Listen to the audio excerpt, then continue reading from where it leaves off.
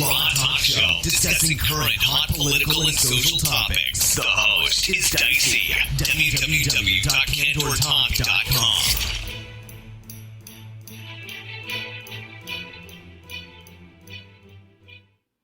Come back and hear us live every Sunday. Sorry about that, ladies and gentlemen. All of a sudden, our music just started going off. But thank you so much for joining me right now. This is Candor Talk Live, and I'm your host, Dicey. This is a special edition. As you know, anytime we are on this show, on this network, on Spreaker, this is going to be a special edition of Candor Talk Live. This is never going to be the actual show edition that we do every Sunday on Blog Talk Radio. And so if you want to hear us tonight at 10 p.m., we'll be on Blog Talk Radio. It's blogtalkradio.com/Candor Talk Live. And you'll be able to hear us tonight at 10 o'clock. So we hope that you stay tuned and stay up at least and make sure that you listen to us.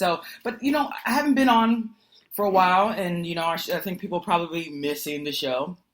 But nevertheless, I haven't been on for a while, so I felt that, that noise was not bothersome. And I felt that it was imperative that I got on here today and talked about something that I thought was very important to the progressive movement.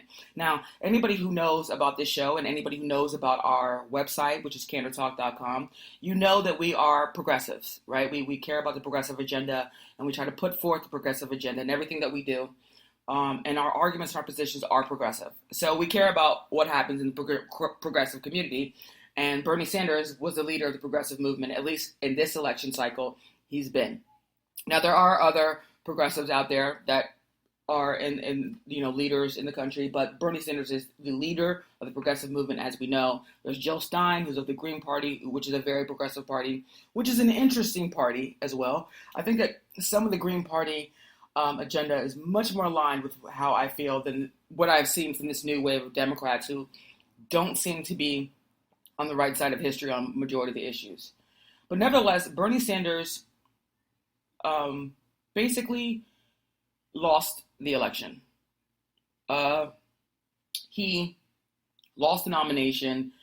He received less pledged delegates than Hillary Clinton, and there's disputes as to whether or not those delegates, the allocation of those is necessarily accurate, considering the fact that people are alleging that there was some fraudulent stuff going on, votes not being counted, votes being suppressed, whatever. Nevertheless, in terms of what it is on paper, and unless there's any kind of contrary evidence or any proof to the contrary, she won the pledged delegates.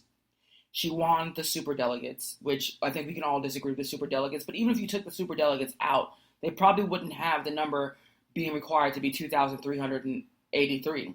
They would just change the number to be like you need like 1,700 delegates to be able to become the nominee. So I think it doesn't.